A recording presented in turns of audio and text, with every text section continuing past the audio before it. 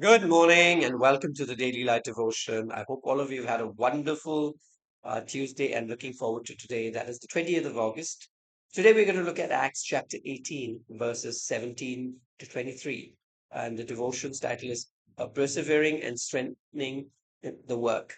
So, after God's protection, we looked at yesterday before Galileo, Paul's ministry in Corinth continued, right, amidst both conflict and growth. And eventually he departs, we're going to look at in these verses, to a new region, carrying with him a heart to strengthen the believers, disciple the believers, and expand the mission that God has given him.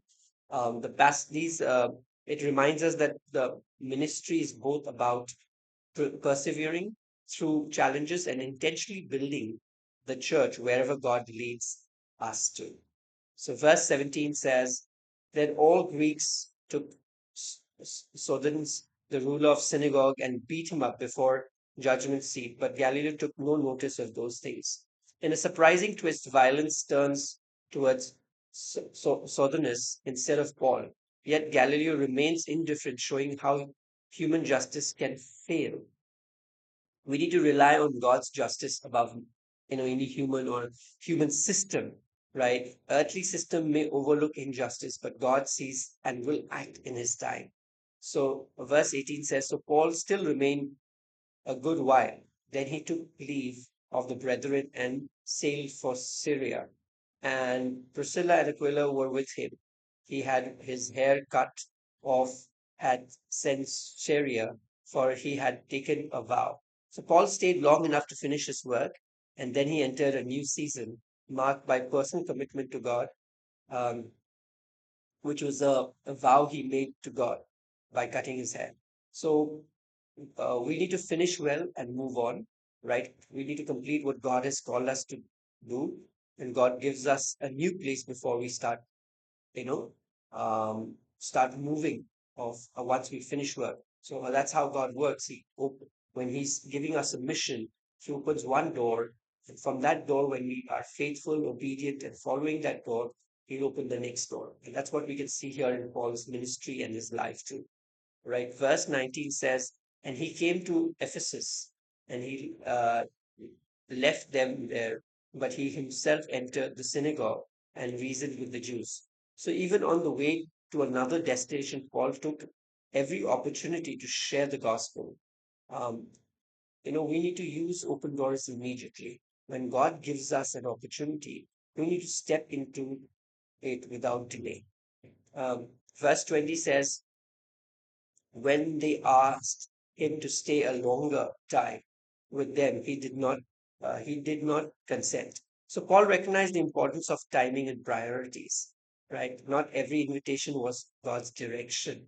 So we need to have this discerning of time. Saying no can be also obedient when God's mission calls us, you know, to a certain place. Verse 21 says, but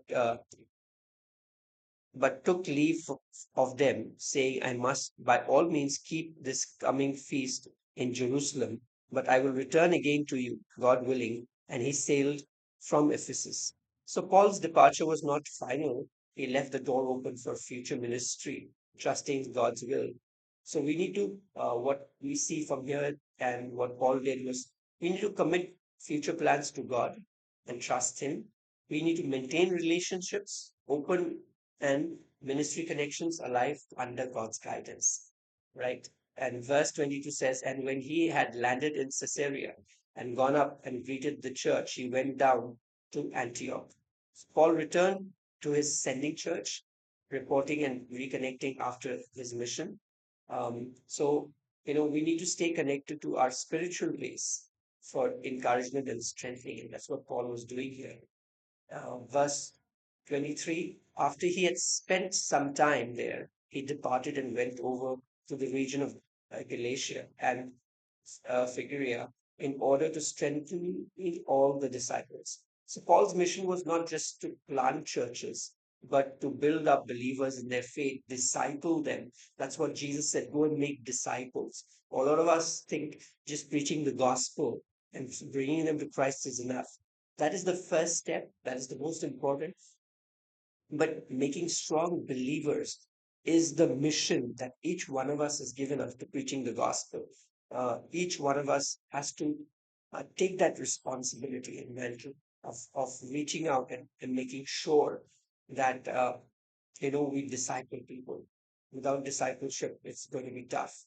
We need to trust God's justice. So, what can we learn here? We can trust God's justice even when human systems fail, right?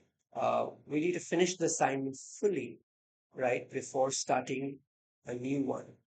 Uh, and opportunities will come to share the gospel, even when we're, you know, um, going towards our mission. So we have to keep our, spiritual eyes and ears open to listening to God and not missing out those opportunities. Like Paul did not go in during his journey, and he stopped by in Ephesus and preached the gospel, right? We need to learn to say no when God directs us elsewhere. That is also being obedient to God, right? Commit to future plans to God's will. So we need to commit, um, uh, to God, our future plans, and we need to stay connected to our sending church for our strengthening and also giving them a report what God is doing. And because they're the ones who are sending us and being faithful, praying for us, even supporting us in every way.